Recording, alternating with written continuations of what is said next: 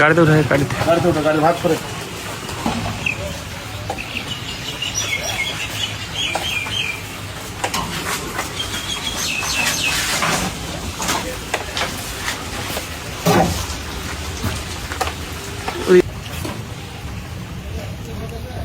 কোনো রকমভাবেই কোনো তৃণমূলের পার্টি অফিসে বিজেপির ঝান্ডা ওড়ানো যাবে না।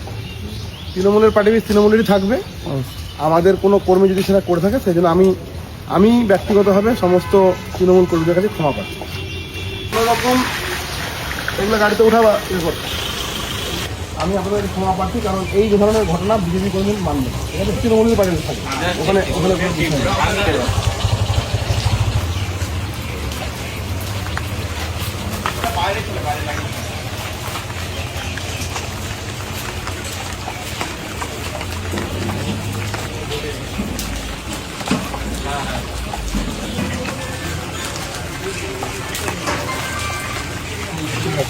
পার্টি অফিস বাড়িতে